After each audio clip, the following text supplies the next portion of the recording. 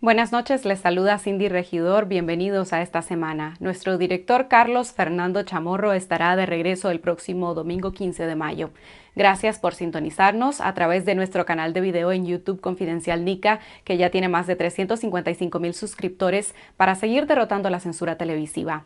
Nosotros continuamos demandando la devolución de las redacciones de Confidencial, de 100% Noticias y La Prensa, que han sido ilegalmente ocupadas por la policía. Exigimos la suspensión del Estado policial y la liberación de más de 170 presos políticos y la anulación de los juicios políticos que se llevan a cabo en las cárceles de la policía contra precandidatos presidenciales de la oposición, líderes políticos y cívicos, defensores de derechos humanos, empresarios y periodistas que fueron secuestrados por el régimen de Daniel Ortega para eliminar la competencia política el pasado 7 de noviembre en una votación en la que Ortega se proclamó ganador sin competencia ante una masiva abstención y sin el reconocimiento de la mayoría de países de América y Europa. Continuamos exigiendo que se restablezcan las libertades democráticas en el país para despejar el camino hacia una verdadera reforma electoral y elecciones libres como una salida pacífica a la crisis que vive Nicaragua. Hoy les presentaremos los testimonios de familiares de los presos políticos en el Chipote,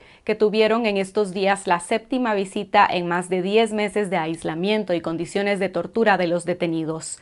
Ramón Mendoza, hermano del cronista deportivo y bloguero Miguel Mendoza; Ana Lucía Álvarez, familiar de Tamara Dávila, Ana Margarita Vigil y Dora María Telles; César Dubois, esposo de Suyén Barahona; y Berta Valle, esposa de Félix Maradiaga, conversaron con nosotros y denunciaron la crítica situación de salud en la que se encuentran los prisioneros.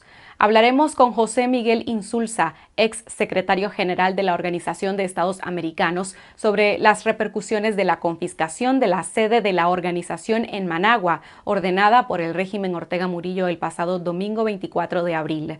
Tras el pronunciamiento del secretario general de la OEA, Luis Almagro, que calificó las acciones de ilegítimas, sin precedentes y violatorias del derecho internacional, los países miembros en sesión del Consejo Permanente llamaron este miércoles a tomar acciones al respecto. Hablaremos con Insulza sobre esta acción repudiada a nivel nacional e internacional y acerca de las posibles repercusiones para el régimen. Y en Nicas Migrantes les tendremos la historia de cómo Upala, un cantón costarricense fronterizo con Nicaragua, ha procurado la integración de su población migrante nicaragüense a través de asistencia en trámites migratorios y becas para estudios. Y al final del programa, las noticias satíricas en La Última Mirada News. Empezamos con el informe de las noticias más importantes de la semana.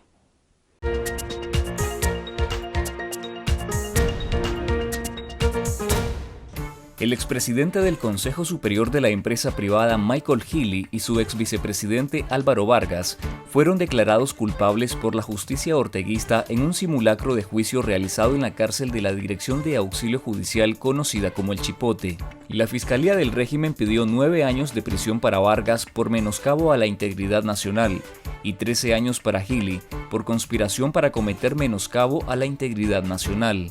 Con la sentencia contra Healy y Vargas, todos los reos de conciencia detenidos en la cárcel de investigación de El Chipote han sido ya procesados judicialmente y declarados culpables. Los presos políticos fueron condenados por el juez Ángel Giancarlos Fernández González, quien anteriormente ya declaró culpables a otros 5 reos de conciencia. El preso político, exdiputado y directivo del Partido Ciudadanos por la Libertad, Pedro Joaquín Chamorro Barrios, fue trasladado desde la cárcel de El Chipote a su casa de habitación, debido al deterioro de sus condiciones de salud, luego de más de 300 días de estar encarcelado bajo condiciones de tortura y aislamiento. Vecinos de un residencial en las inmediaciones de la iglesia de las Sierritas en Santo Domingo vieron llegar este sábado 30 de abril por la tarde a un microbús de la Dirección de Auxilio Judicial, en la que llevaron al reo de conciencia, escoltado por 2 vehículos policiales, mientras que el Ministerio Público del régimen no informó sobre las razones del traslado y la situación de salud de Chamorro, uno de los 21 presos políticos de la tercera edad. Chamorro Barrios, de 70 años, fue condenado a 9 años de prisión junto a su hermana, la exaspirante presidencial Cristiana Chamorro Barrios. La ocupación mano militari de la sede de la Organización de Estados Americanos en Managua, ordenada por el gobierno de Nicaragua, constituyó un hecho sin precedentes y una flagrante violación al derecho internacional, señalaron ex embajadores y analistas políticos a Confidencial. El secretario general de la OEA, Luis Almagro, reaccionó diciendo que el cierre unilateral impuesto por el régimen orteguista era despreciable en términos jurídicos y que no había ocurrido ni en los tiempos de las peores dictaduras de la región. Luego del asalto a la sede diplomática, la policía también allanó viviendas y revisó equipos de computación y teléfonos celulares de los funcionarios nicaragüenses que laboraban en la embajada. El personal administrativo que laboraba en la oficina finalmente desalojó el jueves el inmueble que alquilaban en Managua, luego que el régimen diera un ultimátum para sacar sus cosas del edificio antes de confiscarla. La vicepresidenta y vocera del régimen, Rosario Murillo, anunció la confiscación de la sede que alquilaba la OEA en Nicaragua para ser ocupada por el Instituto Nicaragüense de Cultura, para instalar lo que llamó como un museo de la infamia, violando de esta manera la propiedad privada y el derecho internacional. La oficina de la OEA funcionaba en el primer nivel de un edificio de 2 pisos, que alquilaban en las Sierritas de Santo Domingo al sur de Managua, mientras que el segundo piso estaba ocupado por los propietarios del inmueble. El edificio pertenecía a las hermanas María Auxiliadora y Luz Marina Navarrete Guevara, la primera casada con un estadounidense residente en Nicaragua, y la segunda, esposa del periodista cubano de la Agencia Oficial de Prensa Latina, Pedro Rioseco, quien reside en la isla.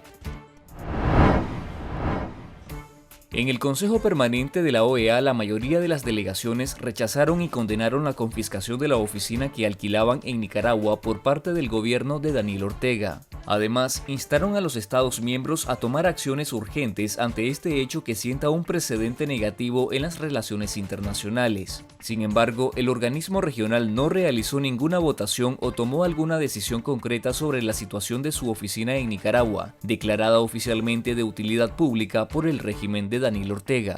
Si en realidad las negociaciones que, como usted comprenderá, comenzaron ya entre los países miembros de la OEA con respecto a qué medidas van a adoptar, si nos fijamos bien en lo que dijo Antigua y Barbuda, que de nuevo es lo más revelador de todo lo que se dijo hoy. Ricardo Zúñiga, secretario adjunto de la Oficina de Asuntos del Hemisferio Occidental de Estados Unidos, advirtió que las condiciones sociopolíticas en Nicaragua han empeorado por el estado policial impuesto por el régimen de Ortega. Para apoyar la determinación del mismo pueblo de Nicaragua. Tenemos que mirar todo, como el panorama ha cambiado en Nicaragua, nosotros también tenemos que revisar, por ejemplo, nuestras políticas económicas, nuestras políticas en relación a las sanciones y utilizar las autoridades que tenemos, que nos ha dado el Congreso. Añadió que la administración de Joe Biden está revisando su política de sanciones hacia Nicaragua para continuar presionando al régimen para establecer las libertades democráticas en el país. El programa de viviendas sociales Bismar Martínez, diseñado para beneficiar a allegados del régimen de Daniel Ortega, modificó su esquema debido a recortes presupuestarios derivados de la ruptura con Taiwán. Una investigación publicada por Confidencial reveló que el programa ahora entrega lotes de terrenos para que sean las familias quienes construyan sus viviendas, debido a la incapacidad para seguir financiando la construcción de casas. El programa se mantiene ahora con fondos del Presupuesto General de la República y préstamos de organismos financieros multilaterales. Rosario Murillo anunció la firma de un convenio con China para la entrega de $60 millones para la construcción de viviendas en Nicaragua, pero no brindó detalles si este financiamiento era en calidad de préstamo o donación, y a partir de cuándo iniciaría la ejecución del proyecto. El destierro, de hecho, de los productores musicales Xóchitl Tapia y Salvador Espinosa, luego de estar encarcelados 10 días en la Dirección de Auxilio Judicial, emula a las dictaduras de Cuba y Venezuela, porque la legislación nicaragüense no avala que un nacional sea expulsado de su propio país, señalaron abogados consultados por Confidencial. Los especialistas explicaron que en Nicaragua existe la figura de expulsión, regulada en el artículo 95 del Código Penal, pero solo aplica a extranjeros, no a nacionales como los productores musicales, por los que su salida forzada no se puede considerar una expulsión, sino un destierro ordenado por el régimen. El cierre de actividades en la ciudad portuaria china de Shanghái debido al aumento de los contagios por COVID-19, provoca retrasos en las importaciones de Nicaragua de electrodomésticos, insumos para la construcción, aceros, equipos industriales y repuestos automotrices, ocasionando un encarecimiento de estos productos, revelaron fuentes comerciales a Confidencial. El confinamiento en Shanghái, el principal puerto de China y uno de los más grandes del mundo, provoca restricciones en las rutas marítimas internacionales y que las travesías de los barcos duren más tiempo. Esto se está traduciendo en retrasos en el comercio mundial que impacta directamente en las importaciones de Nicaragua. Empresarios del sector turístico nicaragüense demandan al gobierno que flexibilice las restricciones sanitarias para normalizar la llegada de las líneas aéreas al país, principalmente las provenientes de Estados Unidos. La demanda se hace en medio de un leve repunte del turismo en Nicaragua, de acuerdo a cifras del Banco Central, que reporta un incremento del 20.5% en la actividad turística en febrero de 2022, en comparación con febrero del año pasado. Al derogar las restricciones que mantiene el régimen, siendo Nicaragua el único país de Centroamérica que las tiene, se fomenta un sistema de libre competencia que se traduciría en rebajas en los precios de los boletos aéreos, señalaron los empresarios.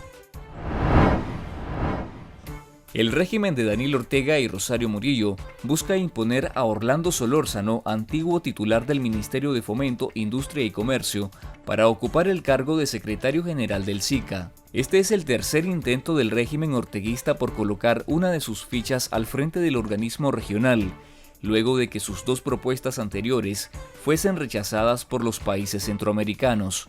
Se espera que los cancilleres de la región se reúnan esta semana para determinar si acogen la propuesta de Solórzano, quien no tiene experiencia en el campo diplomático, o si es rechazada como en las ocasiones anteriores.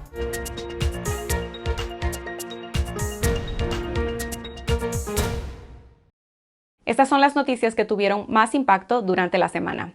Y ahora vamos a escuchar a los familiares de presos políticos que denunciaron la preocupante situación de salud de los detenidos en el Chipote, que pudieron constatar tras la más reciente visita que fue permitida tras más de un mes desde el último encuentro. Los reos políticos se hallan aislados, pues solo han tenido 7 visitas en más de 10 meses de prisión. Veamos lo que nos dijeron Ramón Mendoza, hermano del cronista deportivo y bloguero Miguel Mendoza, Ana Lucía Álvarez, familiar de Tamara Dávila, Ana Margarita Vigil y Dora María Telles, César Dubois, esposo de Suyén Barahona, y Berta Valle, esposa de Félix Maradiaga. Tras más de 40 días sin poder verles desde la última visita, los familiares de los presos políticos en el Chipote constataron un grave deterioro en la salud de los recluidos, severa pérdida de peso, problemas de salud desatendidos y persistencia de los interrogatorios, aislamiento e incomunicación total. La reducción de las porciones de comida ha sido tan drástica que los reos políticos padecen de hambre. Ahora están reduciendo la cantidad de alimentación que reciben, menos alimentación que la que recibían antes. Adicionalmente, los fines de semana es todavía mucho menos. A partir de lo que mis familiares lograron ver en la visita, calculamos que Tamara ha bajado aproximadamente 10 libras desde la última visita, es decir, en 50 días. Eso, digamos, hace que Tamara esté rondando las 95, 96 libras. Ella entró a la Dirección de Auxilio Judicial con aproximadamente un peso de 145 libras. Es decir, Tamara está en una situación de desnutrición a tal punto que mi mamá lo que plantea es que está tan delgada y desnutrida que, digamos, la proporción de su cabeza respecto al cuerpo no se ve normal. Miguel sigue bajando de peso, está más delgado, su tez está más seca. Le dieron nada más 2 horas de sol en todo el mes. 2 horas de sol, 1 hora en un momento y otra hora en otro. Continúan los interrogatorios y luego pues que la alimentación sigue mala. Las afectaciones de salud y condiciones médicas de los prisioneros se han empeorado. Aún así, las autoridades no proveen atención adecuada ni especializada. Bien, era una persona totalmente saludable, no tenía ningún problema, ¿verdad? Ahora sí padece de dolores, ¿verdad? Hay médicos en el Chipote, en la Dirección de Auxilio Judicial, que las revisan, pero no les dan los resultados de las revisiones. Ella tiene problemas con sus dientes recientemente. Ha solicitado que la revise un dentista, pero no le han hecho ningún caso. Hay medicinas que se las entregan cuando quieren o ejercen un chantaje también con las medicinas. Es decir, alguien puede tener dolor de cabeza, le puede doler algo y la pastilla se la dan cuando ellos quieren. Sabemos de que hay algunos de los prisioneros de conciencia en muy mal estado de salud, pues ya hemos sabido, ¿verdad?, el caso de doña Violeta Granera, de la doctora Oviedo. Mi esposo ha estado enfermo desde hace un mes con un tema de una infección primero supuestamente en el oído, ahora parece ser que es un hongo, pero no tenemos certeza porque no hay médico especialista que le pueda revisar, no hay un otorrinolaringólogo que nos pueda decir qué es exactamente lo que está pasando. Y eso, sinceramente, eso a mí me parece una forma de querer hacer un daño irreparable a su vida. Adicionalmente nos encontramos con que no están teniendo, digamos, en varios casos atención médica especializada, ¿verdad?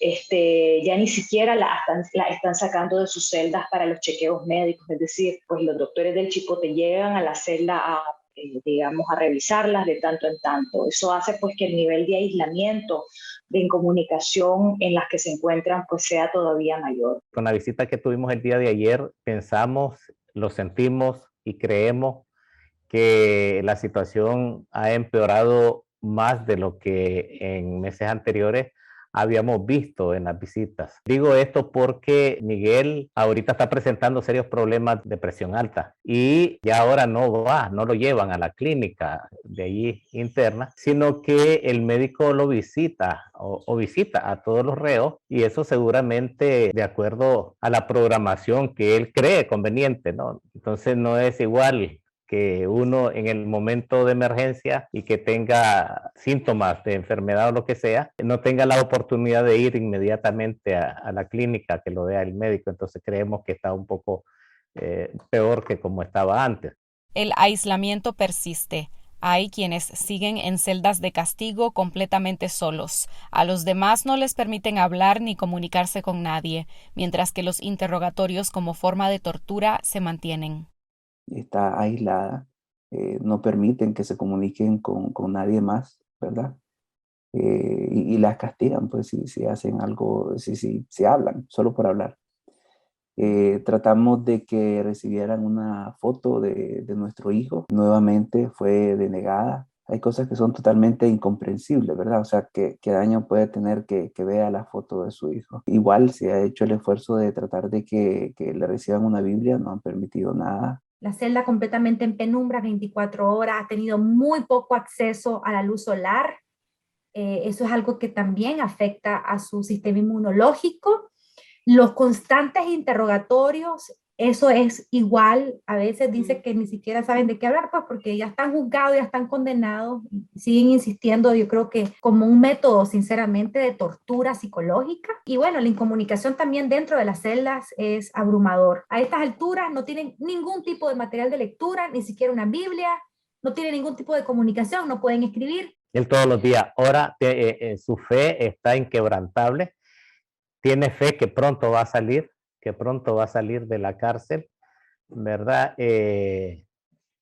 Miguel no se arrepiente de nada porque no ha cometido ningún delito, ¿verdad?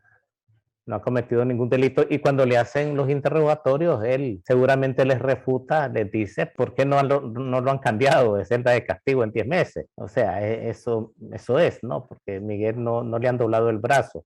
En el inicio, en algunos interrogatorios, hasta le decían arrepentirte. ¿De qué se va a arrepentir Miguel, no? Y entonces Miguel anímicamente pues dice que está bien. Sí le preocupa la desconexión o la falta de humanismo que hay en las autoridades, el no permitirle que pueda ver a su pequeña niña, su pequeña hija, tener pues alguna comunicación, un video, permitirle que la niña le pueda escribir y él poderle escribir también. En el caso de Tamara y de Ana Margarita, ¿siguen en celdas de castigo? Efectivamente, siguen en celda, bueno, Tamara está en una celda internada, en la misma celda en la que ha estado ya por casi un año, ¿verdad? donde solamente tiene la rendija, y Ana Margarita y Dora están en celdas con barrote, pero están aisladas, ¿verdad? Y con custodios que están afuera de sus celdas para que ellas no puedan hablar y comunicarse con el exterior.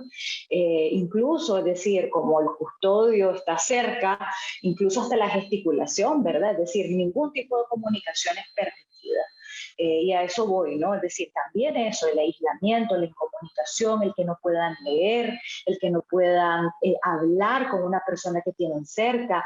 A Tamara ni siquiera se le ha permitido que podamos ingresar un dibujo de su hija. Tamara tiene una niña de 6 años, que tiene casi un año de no ver a su mamá, que tiene casi un año de ni siquiera haber podido hablar por teléfono. Los familiares también denunciaron que siguen los tratos abusivos hacia ellos al ingresar a El Chipote para la visita.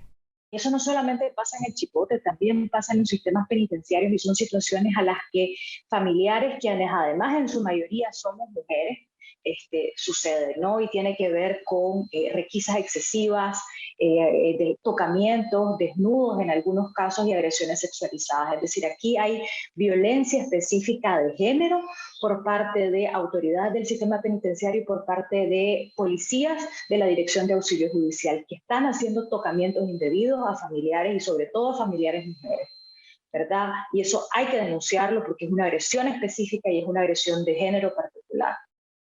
Vos sabés que uno encontrar a su familiar allí, encontrarlo con dificultades, con enfermedad, más delgado, eso preocupa, pero luego vos querés demostrarle a tu familiar el amor y el cariño, la solidaridad y luego pues el respeto que nos tenemos como hermanos, como familia.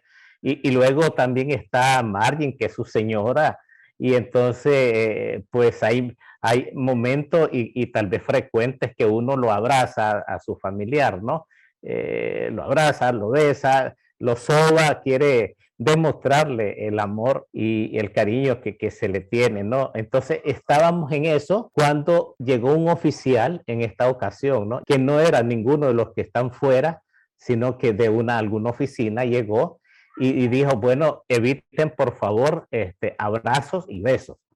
Eso significa entonces que hay cámaras y te están vigilando, te están a través de la cámara en algún lugar, en algún sitio allí mismo, en alguna oficina, lo están vigilando a uno. No hay privacidad para nada. Y luego que están faltándote al respeto, al derecho, ¿verdad? Familiar, al respeto social, humano y lo que se quiera, lo están irrespetando. Yo creo de que es demasiado, pues eso. Yo creo que se ultraja a la persona, al reo, al familiar. Los parientes de los reos políticos denunciaron que las autoridades mantienen las condiciones precarias y trato inhumano hacia los detenidos. Las colchonetas que tienen están desbaratadas, no les sirven. Eso obviamente pues afecta a su cuerpo, pues porque tiene dolores. Nosotros como familiares siempre entregamos suficiente papel higiénico, ¿verdad? Semanalmente entregamos paquetes de papel higiénico y otros cuestiones para la higiene personal. Pero como forma de los chantajes también, o de los castigos, ya les están entregando menos papel higiénico. Y el día que hubo el terremoto en Managua, ¿verdad? Que todos lo sintieron, no lo sacaron al patio, los dejaron encerrados. Es decir, que ni por una medida de prevención de un desastre mayor, una medida que si hay un terremoto, lo primero que tiene que hacer es buscar cómo salir, ¿verdad? Y esperar hasta que pasen las réplicas. No los dejaron salir. Ellas pidieron que las dejaran salir un momento pues para esperar que pasaran las réplicas y no les permitieron. Tras esta última visita, la preocupación entre los familiares de los reos de conciencia es mucho mayor al ver el desgaste y el empeoramiento de salud física y emocional de los prisioneros. En esta visita, que para mí ha sido una de las peores, en el sentido de que lo que pudieron describirme no es nada alentador. O sea, yo conozco a mi esposo, Cindy, yo sé cómo es Félix, yo conozco su voz, su fuerza, su convicción. Y una de las cosas que me comentaron es que lo miraron bastante callado, ¿verdad? O sea, va escuchando bastante, tranquilo, o sea, con mucha paz, con mucha serenidad, pero con una actitud distinta a su ímpetu, ¿no? Que él siempre mandaba cuentos para la Alejandra y nos contaba, ¿verdad? Cosas que había estado pensando y en esta oportunidad mucho menos. Yo me atrevo a decir categóricamente que lo que está pasando en el Chipote es una forma casi que de exterminio como los campos de concentración. Hay una intencionalidad de parte del régimen para tratar a estas personas con crueldad. Y finalmente lo que a mí más me alerta es pensar en que podemos tener otro episodio como lo que pasó con Hugo Torres. Sinceramente, o sea, ese es el nivel en el que están las personas presas políticas. No solamente en el Chipote, también las personas que están en otros sistemas penitenciarios. Estamos sumamente preocupadas por la situación de ellas, ¿verdad? Hace algunos meses, ¿verdad? Varios familiares lanzamos un SOS y la verdad es que yo creo que a partir de las circunstancias que nos encontramos en esta última visita, yo diría que es fundamental volver a alzar la voz con fuerza, denunciando lo que está pasando. Nos encontramos una situación terrible. Que tengan compasión, ¿verdad? Estos son ciudadanos, ciudadanas inocentes que no deberían de estar ahí en primer lugar. Y sin embargo, aunque sean prisioneros de conciencia, tienen derechos humanos, tienen derechos ciudadanos que se deben de respetar. Y el trato cruel e inhumano que han hecho con todos ellos y ellas no debe suceder, no debe suceder.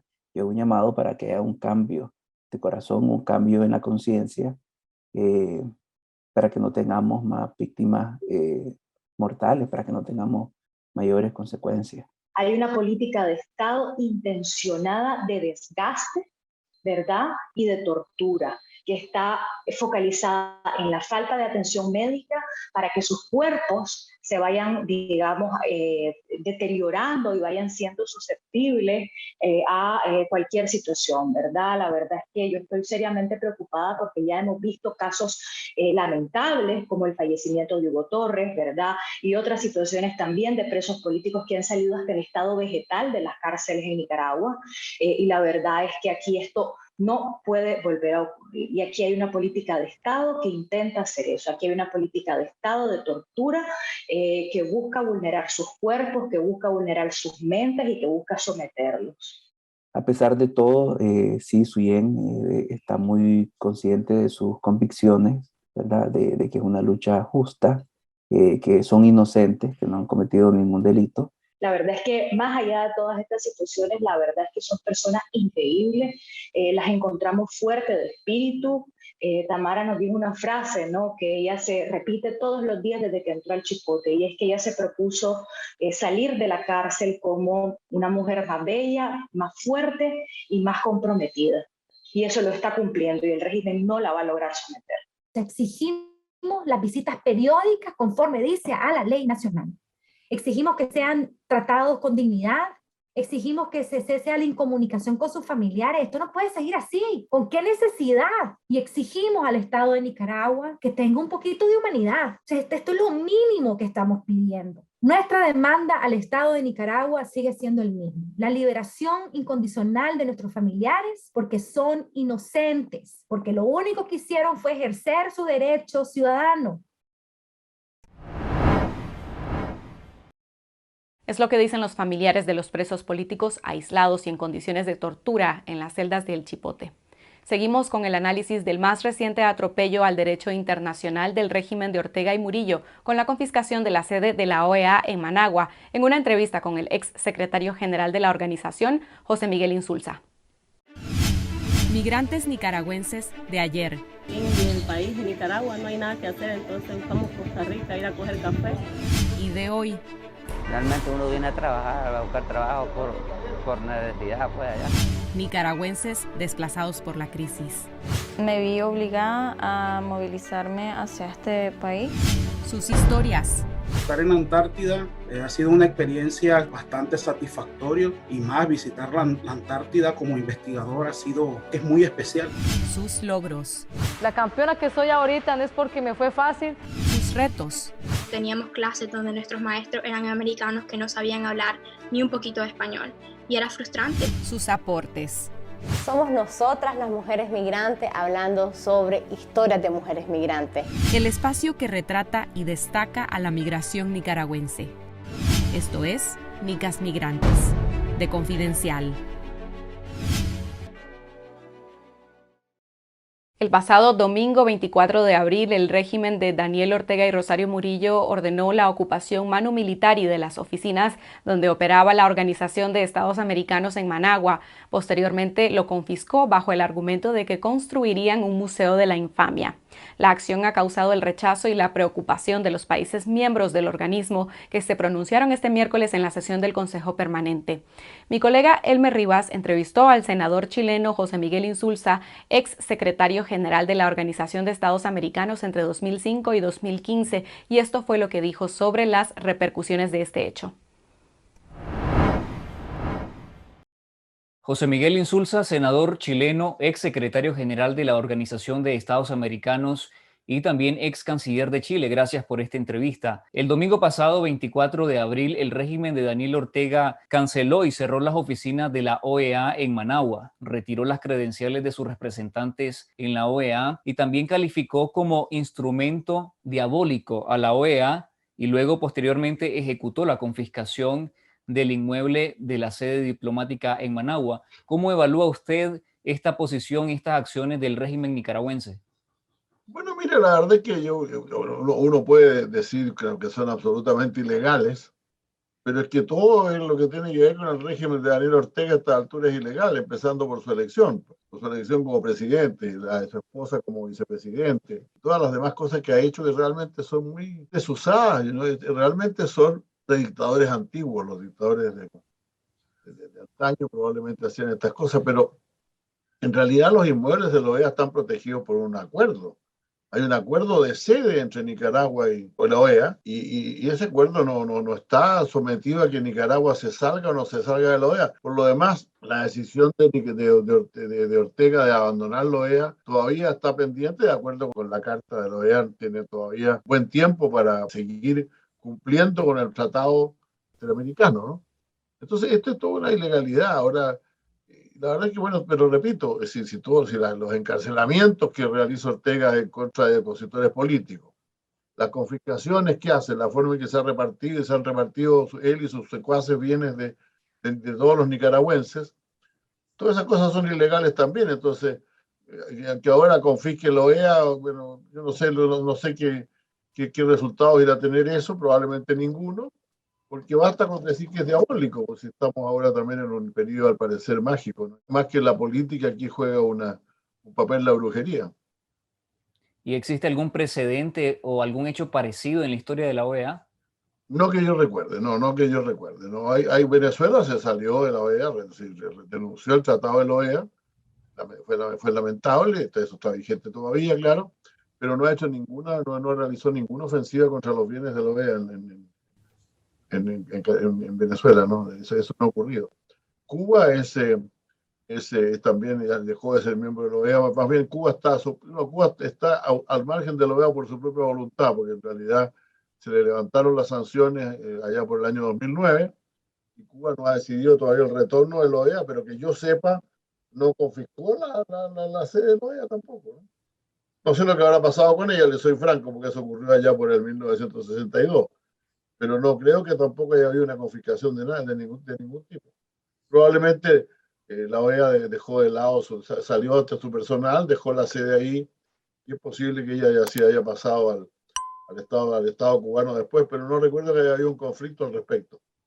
¿Y qué impacto tiene esto en la OEA? Mire, yo creo que la gran ventaja de la OEA sobre los demás organismos del sistema es que todos los miembros están ahí por un tratado internacional que los comprometió como Estado. Y por lo tanto creo que es una pena, una lástima. Yo siempre pensé, yo fui muy activo en el levantamiento de las sanciones a Cuba, que una de las fortalezas de la OEA es que forman parte de ella los 35 estados de América. Del hemisferio americano, los 35 estados del hemisferio americano forman parte de ella. Ahora, claro, cuando uno decide, no solamente, ya dos decidieron abandonarla, y Cuba, como digo, no ha retornado. pero la verdad es que no creo que le cause daño en realidad. El daño económico, desde luego, no, porque la contribución de Nicaragua al presupuesto de la OEA es muy bajo, muy baja. No llega al 1% en ningún caso. Por lo tanto, no va a causar un daño material. Es un daño político que Ortega ha querido infligir, pero en realidad la dictadura de Ortega, le repito, es un poco distinta de los procesos políticos que se viven en la región, que de alguna manera tienen algún contenido jurídico, algún contenido político, incluso económico. La dictadura de Ortega se lleva bien con los empresarios, no es un Estado socialista, ni mucho menos, salvo que Ortega, a pesar de que Ortega muchas veces lo festeja como tal, pero tampoco le va a poner Estado fascista, ¿no? Está bien que lo llame Estado socialista. Pero la verdad es que no hay mucho que hacer al respecto, le digo francamente, no se ve mucho que puede ocurrir. Creo que Nicaragua está en una noche negra en la cual tarde o temprano va a salir seguramente. Pero Ortega ya a esta altura ya hace lo que le da la gana, o sea, se levanta en la mañana y él y su mujer hacen lo que les da la gana. En la sesión del Consejo Permanente del 27 de abril, varias delegaciones de sus Estados miembros llamaron a tomar acciones ante lo que denominan como una violación al derecho internacional. ¿Qué puede hacer la OEA frente a la ruptura del gobierno de Ortega? Bueno, no sé si cabe algún recurso ante algún organismo internacional, ante una corte internacional. Serían dos las posibles, ¿no? La Corte Internacional de Justicia y la Corte Penal Internacional. Pero la Corte Penal Internacional es fundamentalmente por crímenes cometidos contra que seguramente los hay, pero habría que documentarlos bien y la Corte recibirlos. Y también probablemente podría reclamar ante alguna Corte Internacional para que falle en contra de Nicaragua y le exige a Nicaragua que la indemnice por el perjuicio que le está causando, pero no creo que Ortega le vaya a hacer caso. El asalto y la confiscación de la sede diplomática de la OEA en Managua no solamente viola la carta misma de la organización, sino también la Convención de Viena y otros tratados que establecen las obligaciones internacionales y diplomáticas del régimen. ¿Puede la OEA llevar, como usted dice, esto a otras instancias vinculantes, en este caso Naciones Unidas? Lo que podría hacer, creo yo, la OEA es someter a juicio al gobierno de Ortega en algún tribunal de algún país en que Nicaragua tenga bienes, ¿no? Y cobrar por ello una indemnización por la confiscación ilegal de sus bienes en Managua. Así que cobrar una compensación. Yo imagino que Nicaragua tiene todavía bienes en Estados Unidos y en otros países de la región, tal vez podría buscar algo por ahí, no sería tal vez una alternativa. No se me ocurre mucho qué otra cosa podría ser, francamente. El gobierno de Nicaragua denunció la carta de la OEA y anunció su salida del organismo en noviembre del año pasado, pero sigue siendo miembro pleno de la organización hasta noviembre de 2023, cuando concluye. Así es, son 2 años completos, eso es parte del tratado, esas son obligaciones internacionales del gobierno del Estado de Nicaragua. Eso podría ser denunciado como digo ante cortes internacionales o ante Naciones Unidas, desde luego, pero solamente para ser indemnizado, porque no existe ningún castigo por eso. No es que lo vayan a expulsar de Naciones Unidas, por ejemplo, ni Naciones Unidas podría perfectamente, como la OEA es el órgano regional de Naciones Unidas, podría insistir ante el gobierno nicaragüense para resarcir su situación, pero difícilmente eso va a cambiar la situación de la OEA en Nicaragua, ¿no? Se supone que Nicaragua debería de seguir cumpliendo con esos compromisos, pero si no lo hace, quiere decir entonces que no tiene ningún otro tipo de consecuencia. ¿Sabe usted aquí lo que es importante señalar? Que efectivamente el sistema internacional es un sistema de estados soberanos. Entonces, los organismos internacionales son organismos multilaterales, no son organismos supranacionales. La OEA no es un organismo que pueda ejecutar a Nicaragua por ninguna forma, tendría que concurrir a un tribunal internacional para eso. Pero teniendo la OEA una personalidad jurídica internacional, puede recurrir ante los tribunales, desde luego nicaragüenses, pero eso no serviría para nada, sino intentar acciones legales, civiles en contra de Nicaragua en otros estados, exigiendo la devolución de sus bienes o una indemnización. ¿Y esta salida intempestiva de Nicaragua de la OEA también se extiende al Banco Interamericano de Desarrollo Económico? Yo creo que correspondería, ¿no? O sea, el problema, ¿cuál es el problema? Que lo primero que la OEA podría hacer es suspender a Nicaragua, como en alguna ocasión desgraciadamente suspendió a Cuba. Ahora suspender a Nicaragua, que todavía es miembro, como usted me lo ha dicho muy bien, lo ha recordado muy bien, y en función de eso comunicar esta suspensión a todos los organismos del sistema internacional de manera que corten todo vínculo con Nicaragua. Eso podría hacerlo la OEA, sí. Hasta que una decisión de una asamblea general tendría que decidirlo así. Eso quiere decir entonces de que si los países miembros reúnen los 24 votos para suspender a Nicaragua de la OEA, todavía podría ser efectivo. Y esa suspensión tendría efecto, el mismo efecto tuvo con Cuba. Cuba no pudo participar nunca más en el Banco Interamericano de Desarrollo y tampoco en la Organización Panamericana de la Salud, ni en el sistema de la agrícola, ni en la entidad agrícola que depende de la OEA, ni en ninguna otra actividad del sistema interamericano. Eso podría hacerlo. Pero me da la impresión de que en el BID Nicaragua no está ya. Las gestiones diplomáticas de la OEA fracasaron, ¿no? Frente al debate sobre cómo resolver la crisis política nicaragüense. ¿Qué le queda a la OEA?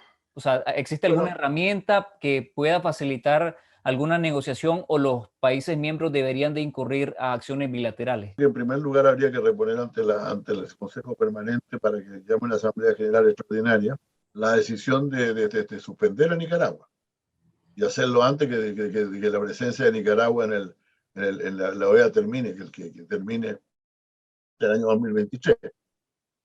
Eso se podría hacer perfectamente. Hacer ver al Consejo, ya ha visto lo que ocurrió, el Consejo puede llamar a una Asamblea General Extraordinaria y tomar acciones en contra de Nicaragua, pero si nuevamente la Asamblea General no accede a reunir la Asamblea General y no se produce la suspensión por 2/3, no es más lo que puede hacer. Por lo tanto, yo insistiría en eso, insistiría en la suspensión de Nicaragua. Es aún miembro de la OEA. Tienen que pasar 2 años y no han pasado 2 años. Y por lo tanto, hay tiempo para suspender a Nicaragua y con esa privarla de todos sus derechos dentro de la OEA y dentro del sistema interamericano. En cuanto a alguna gestión diplomática, tendría que ser a través de algún Estado miembro que al mismo tiempo tenga buenas relaciones con Nicaragua, pero no los veo muy dispuestos.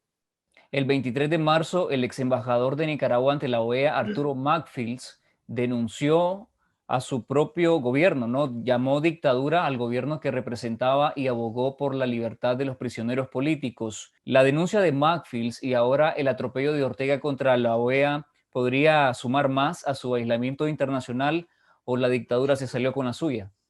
Bueno, yo creo que sí, naturalmente, ¿no? Nicaragua sigue teniendo embajadas en muchos de los países de América Latina, son embajadas con muy poca trascendencia, porque no tienen nada, ni siquiera difunden los comunicados del régimen, ¿no? Si usted me preguntara si ha habido aquí en Chile alguna declaración de la embajada de Nicaragua, la verdad es que yo no he tenido noticia de ello en ningún periódico, ¿no? Entonces ellos están ahí. Supongo que estarán ahí fundamentalmente porque son miembros del cuerpo diplomático y no han querido renunciar a sus cargos, o porque son prebendas que se han otorgado por el régimen a determinadas personas.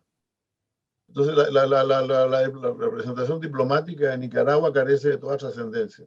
Hace apenas una semana, Ortega celebraba el fallo de la Corte Internacional de Justicia de La Haya en favor de Nicaragua en la disputa de aguas en el Mar Caribe con Colombia. ¿Cómo califica usted la conducta de Ortega, que por un lado confisca, expulsa a la misión diplomática de la OEA en Nicaragua, viola la Convención de Viena y por otro lado celebra el fallo de la Corte Internacional de Justicia? Pero es que ese es Ortega. Pero si él no tiene ningún patrón de conducta, carece de ningún patrón de conducta, ha perdido toda ética. O sea, usted puede decir, no, es que es inmoral, lo que está bueno, a lo mejor es inmoral, pero si por favor, si ya meter preso a todos los candidatos presidenciales ya fue una inmoralidad muy grande también, pues entonces no tratemos de enjuiciarlas por las conductas de Ortega sobre la base del derecho, de la ética y ni de la costumbre, sino simplemente porque Daniel Ortega y Rosario Murillo, desgraciadamente, en su país hacen lo que les da la gana. En Nicas Migrantes les presentamos la historia de Upala, un cantón costarricense de Alajuela al norte de Costa Rica y vecino de Nicaragua. Fundado por nicaragüenses y con una población binacional de costarricenses y nicaragüenses, la municipalidad destaca su labor para integrar a los migrantes nicaragüenses que recibe, asistiéndoles en los trámites para obtener sus documentos migratorios y para acceder a estudios a través de becas. Mi colega Catherine Estrada Telles nos cuenta.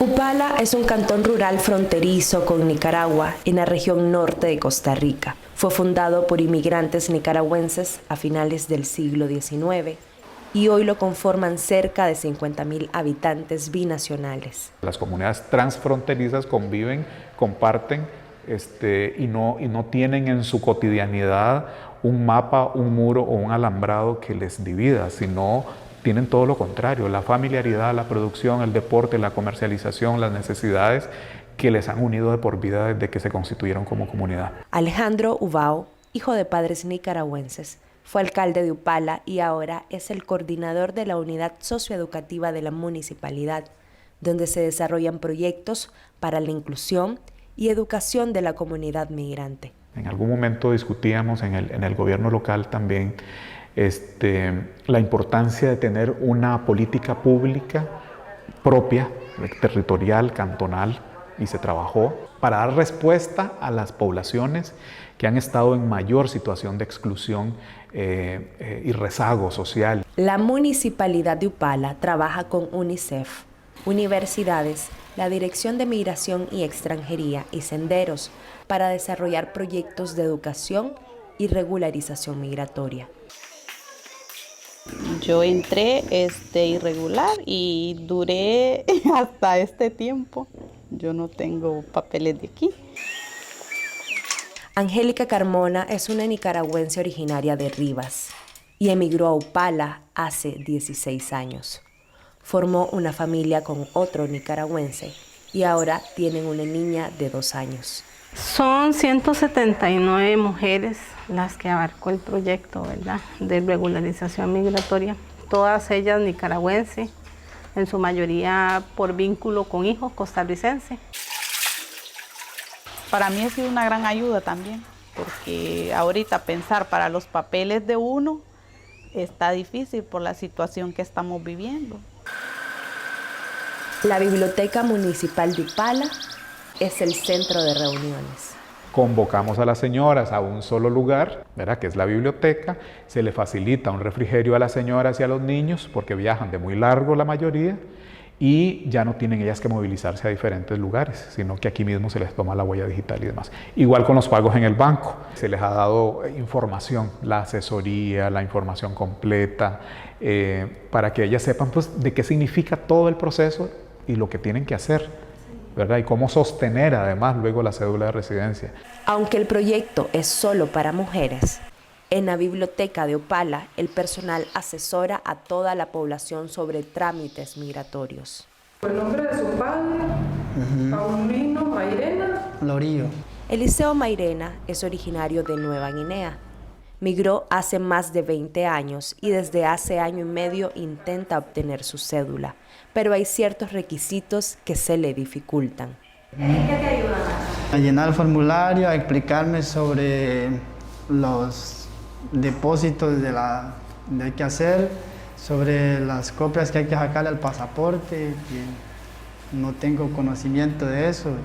Angélica también espera tener pronto en sus manos su cédula de identidad. Es una gran emoción porque decir que voy a poder lograrlo, algo que era un sueño nada más, porque nunca pensé que lo podría llegar a lograr, porque siempre habían necesidades o hay necesidades que tengo que solventar por mi hija, pero sí, es algo que me cambiaría demasiado todo, porque tendría la oportunidad tal vez hasta de pensar en un mejor futuro para mi hija. Espero tener una mejor vida como para trabajar, para tener un futuro, porque ya son 20 años de vivir aquí, la mayoría de mi vida. Tengo 22 años y casi que toda la vida he vivido aquí, entonces estudié todo y es muy importante para mí.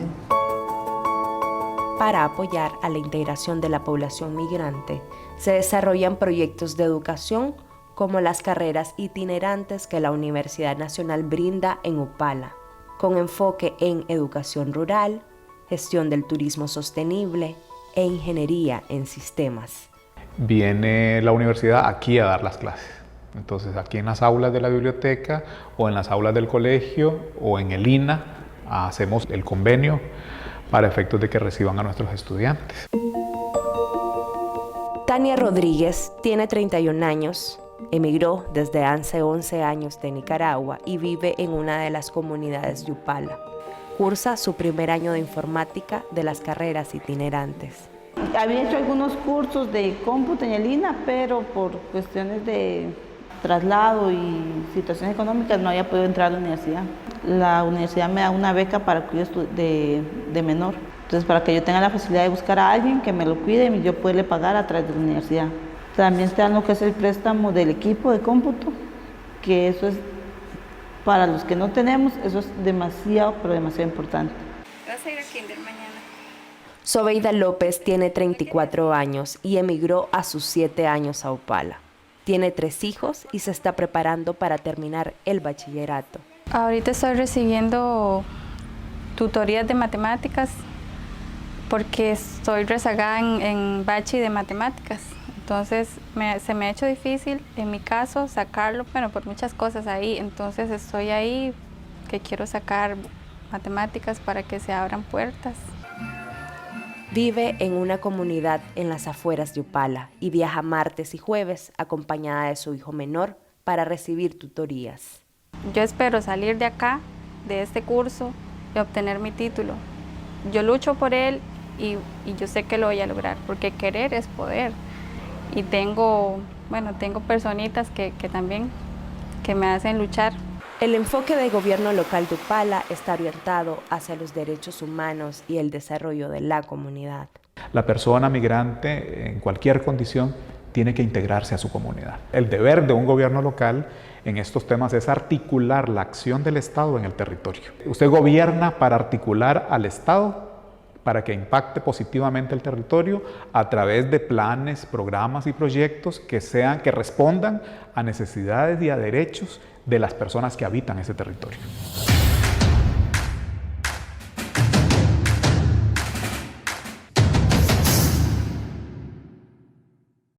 Y ahora veamos las noticias satíricas que no alcanzaron en el informe semanal en la Última Mirada News.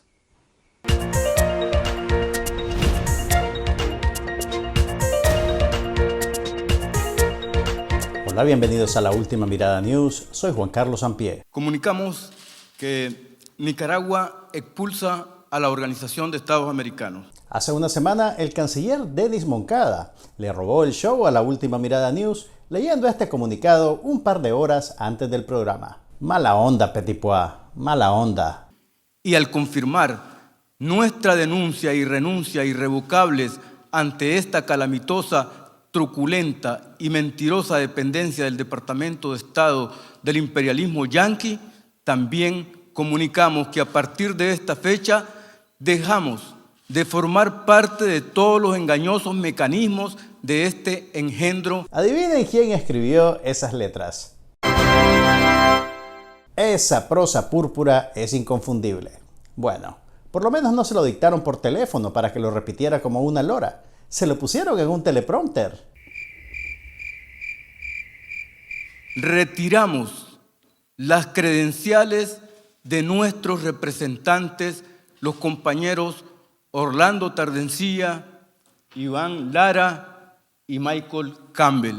La administración de la OEA en Washington está revisando su inventario para definir cuántas cajas de clips, grapas, post-its y resmas de papel se llevaron Lara y Campbell antes de abandonar la oficina. No tendremos presencia en ninguna de las instancias de ese diabólico instrumento de la mal llamada OEA. Exactamente en qué momento la OEA se convirtió en un instrumento diabólico. Pregunto porque Nicaragua fue uno de los fundadores de la institución, allá por el año 1948, y aunque ha arrastrado los pies con la dictadura de Daniel Ortega, algunas de sus decisiones han sido cruciales para la historia de nuestro país, como por ejemplo la condena a la dictadura de Anastasio Somoza en junio de 1979. ¿Era diabólica en ese entonces? ¿O era diabólica el 4 de abril del 2022, cuando Daniel Ortega nombró a Orlando Tardencilla en reposición de Arturo Macfields después de su renuncia? Esperen, un momento. ¿Será que Orlando Tardencilla iba a dirigir los sacrificios humanos en las misas negras de la diabólica OEA?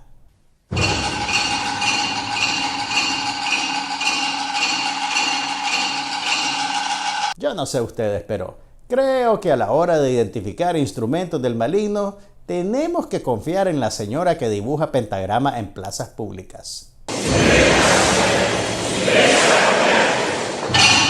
Ni corta ni perezosa, la policía del régimen se tomó la oficina de la OEA en Managua esa misma noche, violentando todos los tratados internacionales.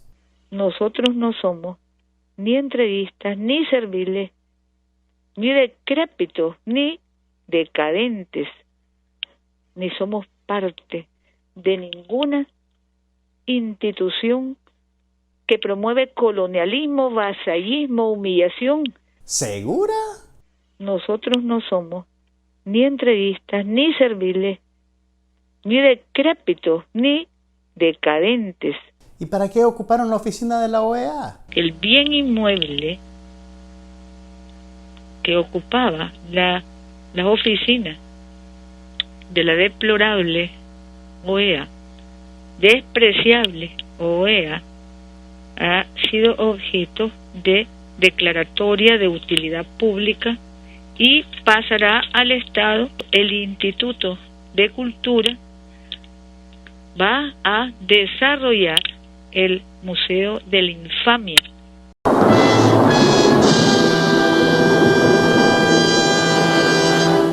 ¿El Museo de la Infamia?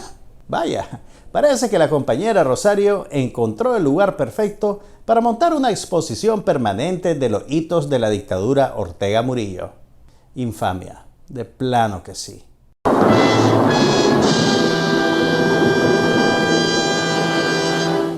Pero, ¿qué dice la OEA sobre todo esto? Esta acción es moralmente repudiable, jurídicamente lamentable, y más lamentable aún es las actitudes del régimen contra su propio pueblo. Pero lo más nica de todo esto es que la casa confiscada no le pertenece a la OEA. La organización internacional se la alquilaba a las hermanas Luz Marina y María Auxiliadora Navarrete. Cuando a Murillo le dijeron que la casa no era propiedad de la OEA, sino que se la alquilaban a unos particulares, Murillo respondió: ¡qué buen IPV! Porque confiscar a particulares es lo suyo. Finalmente, a la OEA le dieron 24 horas para sacar sus cosas. ¿Podría ser esta historia más vergonzosa y ridícula? ¡Oh, sí! El deplorable y oscuro cachivache imperial Luis Almagro, como palillón de desfile provincianos, sigue creando y usufructuando falacias, mentiras, con las que montan en pompa y circunstancia impúdicas y calumniosas campañas. Un minuto de silencio por la amistad entre Luis Almagro y los Ortega Murillo.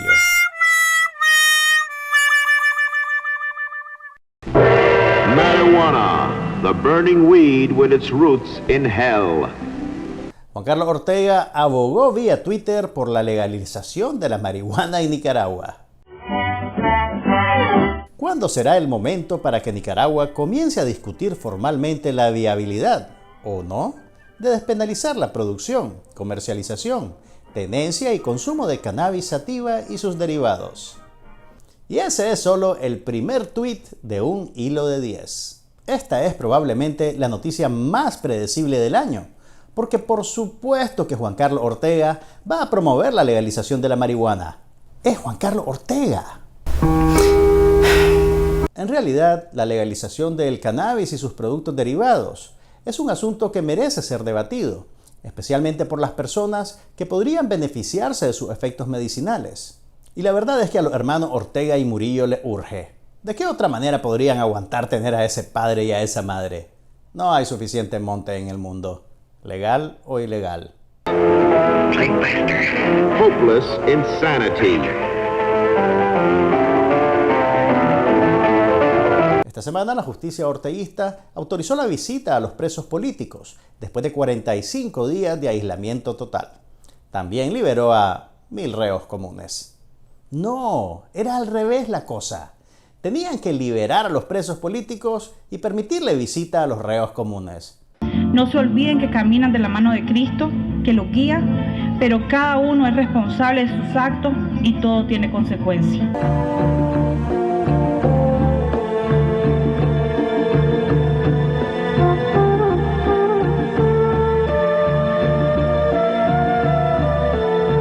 Esta semana se extinguió el último vestigio de inteligencia en la alcaldía de Managua. El centro de control de los semáforos inteligentes fue clausurado.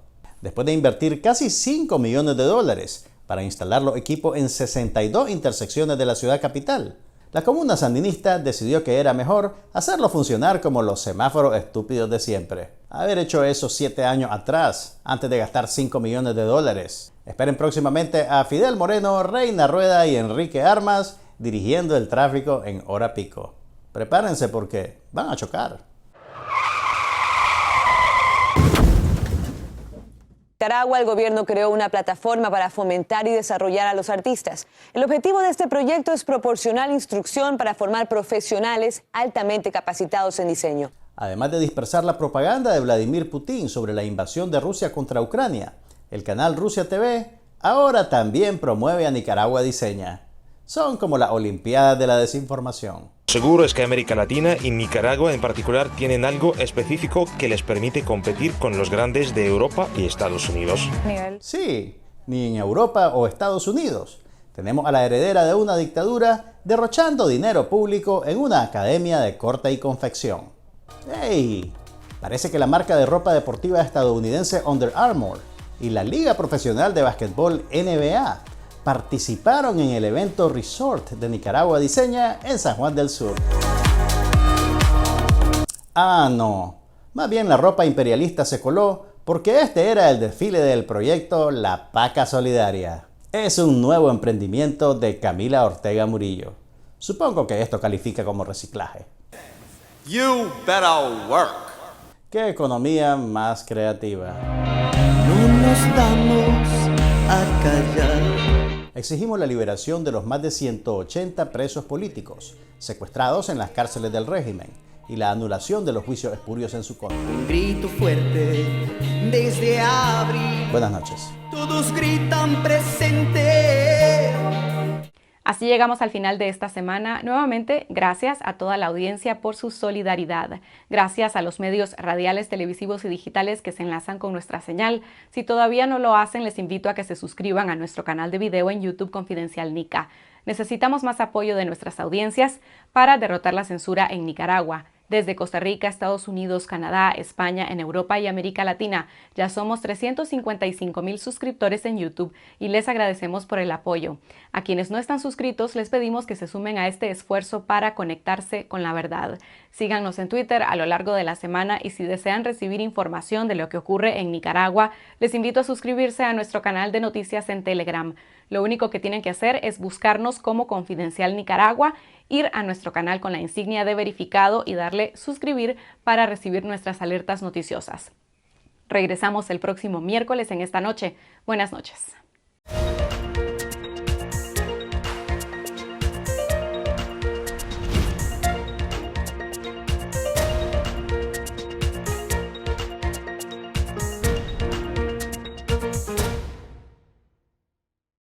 Conectados con la verdad.